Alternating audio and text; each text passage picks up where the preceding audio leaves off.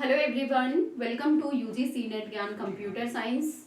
I am Jyoti Butwar. Today we are going to discuss for HPSC PGT Screening Computer Science Screening Test 2. तो आज का जो हमारा discussion रहेगा आपका जो पेपर 2 होना है और you can say that means जो आपका पेपर होना है बिकॉज एचपीएससी ने आप सभी को आपको यूपीएससी वाली फील तो दिला ही दी है जैसा कि हमने प्रीवियस क्लास में डिस्कस किया। तो भी मेंस पेपर के लिए आप लोग किस तरीके से तैयारी करें, क्या क्या पढ़ें, क्या ना पढ़ें, कैसे कैसे आपको पढ़ना है, क्या चीजें जो होंगी मैं आपकी हेल्प कर पाऊंगी, तो ये सारी चीजें आज की क्लास में डिस्कस की जाएंगे। उसके साथ ही अगर आप में से कोई भी स्टूडेंट चैनल पर न्यू है देन चैनल को सब्सक्राइब कर ले, साथ में बेल आइकन को प्रेस करना ना भूले ताकि आपको अपकमिंग क्लासेस की latest notification time to time मिलती रहे। उसके साथ ही अगर ये सेशन पसंद आए then please press the like button and share with your friend. कम से कम अपने एक फ्रेंड के साथ जरूर शेयर करो। आप सभी जिन भी कंप्यूटर साइंस ग्रुप्स में हैं उन सभी ग्रुप्स में इस चैनल को, इस लिंक को, इस वीडियो को शेयर करें ताकि ये जितने भी नंबर ऑफ कैंडिडेट्स हमारे साथ जुड़ते जाएंगे उतनी ज्यादा आप लोगों के लिए क्लासेस आती जाएंगी। ठीक है, तो चलिए आज का हमारा मेन डिस्कशन रहेगा आपका जो सब्जेक्ट वाइज पेपर है जिसको आप सभी स्टूडेंट्स मेंस के नाम से बुला रहे हैं। तो मेंस की तैयारी आप कैसे करें, बिकॉज जो हमारा पेपर 1 है, जो प्री पेपर है, जो आपका पेपर 1 है, जो प्री पेपर है, अब ये तो डिफाइन हो ही गया है कि आपके 2 पेपर होंगे। ठीक है, तीसरा लगा लो आपका इंटरव्यू। तो इंटरव्यू के बारे में तो हम जब पढ़ेंगे, जब प्रिपरेशन करना शुरू करेंगे, जब भाई पहले प्री दे लेंगे, मेंस दे लेंगे, तब जाके इंटरव्यू होगा। ठीक है, तो प्री की प्रिपरेशन अच्छी खासी आप सभी की हो रखी है। पहले आपने 150 मार्क्स के अकॉर्डिंग प्रिपेयर किया था, अब उसी को आपको 100 मार्क्स के अकॉर्डिंग प्रिपेयर करना है। 2 घंटे का टाइम है, इस 2 घंटे में सारा वही सेम सिलेबस है जो आपका पहले एक ही पेपर होना था, उस पेपर में जो आना था वो आपका प्री हो गया है। ठीक है, जब तक आप इसको अच्छे मार्क्स से क्वालिफाई नहीं करेंगे तब तक आप प्री के मेंस के लिए एलिजिबल नहीं होंगे। अब आता है आपके पास मेंस का। तो मेंस जो है आपका टोटल 150 मार्क्स का रहेगा और इसमें आपके सारे क्वेश्चन जो भी आएंगे पेपर में, जितने भी आएंगे वो आपके सब्जेक्ट वाइज आएंगे।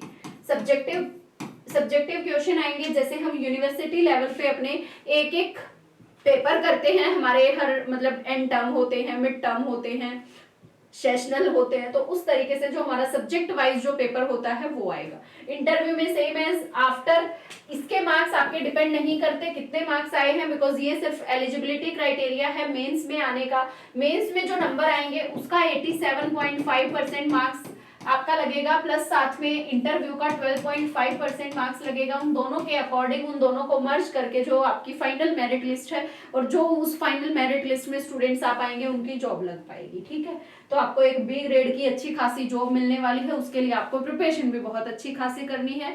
तो प्री की प्रिपरेशन आप सभी बहुत अच्छे से करते आ रहे हैं, जब तक पेपर नहीं होगा तब तक आगे भी करते रहेंगे, लेकिन अगर वहीं पे अटके रहे तो सब्जेक्ट को आप भूल जाओगे।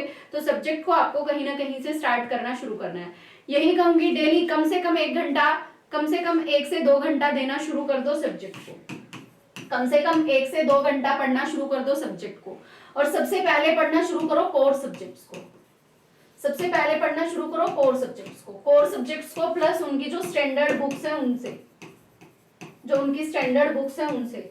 अब भाई 11th 12th इनसे काम नहीं चलेगा कि 11th की बुक पढ़ ली, 12th की पढ़ ली, सीबीएसई की पढ़ ली, हरियाणा की पढ़ ली, जो भी पढ़ ली। अब सब्जेक्ट वाइज बुक्स पढ़ना शुरू कर दो, स्टैंडर्ड बुक्स पढ़ना शुरू कर दो। अगर कहोगे हर एक सब्जेक्ट की स्टैंडर्ड बुक कौन कौन सी है तो भी मैं आपको प्रोवाइड करा दूंगी। अगर आप लोग पूछोगे तो मैं बता दूंगी, एक क्लास बना दूंगी प्रॉपर इस तरीके से। तो कोर सब्जेक्ट में कौन कौन से सब्जेक्ट्स आते हैं आई होप आप सभी को पता होगा।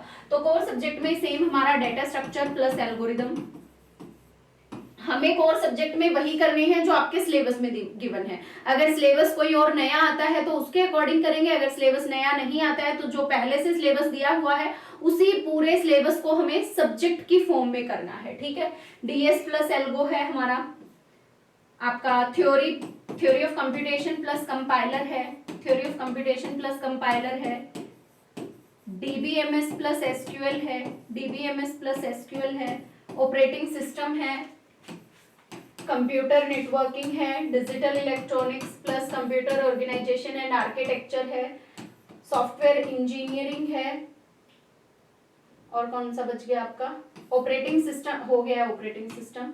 और इससे अलग जो आपके अलग सब्जेक्ट्स रह गए हैं, लाइक जो आपका पाइथन आया है, कंप्यूटर फंडामेंटल जो है, जो आपके सिलेबस में मेंशन है, ये मैंने आपके अकॉर्डिंग टू कोर सब्जेक्ट्स, तो हम जो मेन सब्जेक्ट होते हैं वो हैं, लेकिन हमें यहाँ पे साथ में अपने सिलेबस को भी देखना है कि सिलेबस में कौन कौन से सब्जेक्ट्स हैं, बिकॉज हमें उन्हीं सब्जेक्ट को पढ़ना शुरू करना है।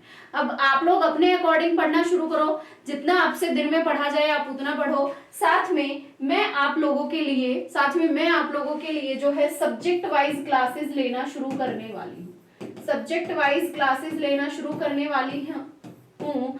हर एक सब्जेक्ट के हर एक टॉपिक को डिटेल में डिस्कस करेंगे, डिटेल में डिस्कस करेंगे किसको, टॉपिक को। एक टॉपिक उठाएंगे और उसको बहुत डिटेल में जाएंगे। ऐसा नहीं है क्लास 1.5 घंटा चलेगी, 2 घंटा चलेगी। एक टॉपिक को प्रॉपरली एक्सप्लेन करना है कि आप पेपर में किस तरीके से लिख पाए, पेपर में आप किस तरीके से लिख पाए, कैसा क्वेश्चन पेपर में आ सकता है। तो वो क्लास आपकी रिकॉर्डेड भी हो सकती है, लाइव भी हो सकती है, जो सूटेबल रहेगा उसी तरीके से करेंगे। एक एक सब्जेक्ट को उठाएंगे जो हमारे कोर सब्जेक्ट है, और उस सब्जेक्ट के हर एक टॉपिक को हम डिटेल में पढ़ने वाले हैं। कोशिश करेंगे सबसे पहले हम डेटा स्ट्रक्चर को स्टार्ट करें, डेटा स्ट्रक्चर को स्टार्ट करें, या फिर थ्योरी ऑफ कंप्यूटेशन को, क्योंकि डेटा स्ट्रक्चर थ्योरी, और या फिर पैरेलली भी कर सकते हैं। डेटा स्ट्रक्चर स्टार्ट कर लिया प्लस टॉक स्टार्ट कर लिया, जैसे ही डेटा स्ट्रक्चर होगा उसके बाद एल्गो कर लेंगे, जैसे ही टॉक होगा उसके बाद कंपाइलर कर लेंगे, ठीक है।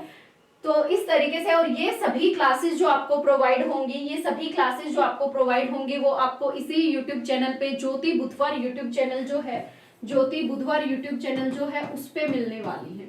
वो चैनल सिर्फ और सिर्फ आपका सब्जेक्ट वाइज क्लासेस के लिए रहेगा, बिकॉज जैसा मैंने आपको बोला है, जितनी ज्यादा हो सकेगी उतनी आप सभी की हेल्प की जाएगी, बिल्कुल फ्री ऑफ कॉस्ट। इसमें आपको कोई अमाउंट पे नहीं करना, किसी चीज के लिए कुछ पे नहीं करना, बस आपको क्लासेस को एक्सेस करना है, कॉन्टिन्यूअसली पढ़ना है। सिर्फ जितना मैं पढ़ाऊं उतने से काम नहीं चलेगा, अब आपको सब्जेक्ट वाइज के लिए साथ में लिखना पड़ेगा। जैसे स्टूडेंट्स बोलते हैं मैम पीडीएफ दे देना, पीडीएफ बिल्कुल नहीं दूंगी, देने को दे सकती हूँ, पीडीएफ यहाँ सेव हो जाती है, मेरे को कोई फर्क नहीं पड़ता इस चीज से, लेकिन जब तक खुद के नोट्स नहीं बनाओगे तब तक सब्जेक्ट वाइज पढ़ा हुआ समझ नहीं आएगा भाई।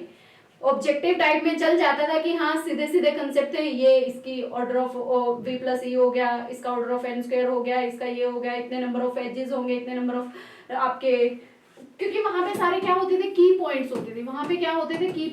अब यहाँ आपके की पॉइंट्स नहीं है, यहाँ पे आपका पूरा एक्सप्लोरेशन है, पूरे सब्जेक्ट को के हर एक टॉपिक को आपको प्रॉपर एक्सप्लोर करना है, जैसा पेपर में आएगा। आपने सबने graduation post graduation university paper दिए हैं, तो सबको पता है जितना अच्छा लिखेंगे उतना अच्छा मार्क्स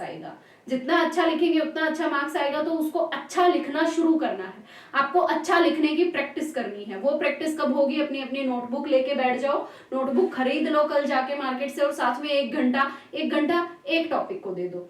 1 घंटे में एक टॉपिक नहीं हो पाता, एक टॉपिक को 2 घंटा दे दो, स्टैंडर्ड बुक से पढ़ लो, ठीक है। तो ये चीजें आपको ज्योति बुधवार यूट्यूब चैनल पे मिल जाएंगी। आई होप ये छोटा सा डिस्कशन आप लोगों को पसंद आया होगा, लेकिन साथ के साथ ये भी कहूंगी प्री की तैयारी छोड़ना मत, जब तक पेपर नहीं होता तब तक साइड बाय साइड 3 से 4 घंटा आपको अपने रिवीजन को देना है, कॉमन पोर्शन को पढ़ना है, सब्जेक्ट पोर्शन को पढ़ना है।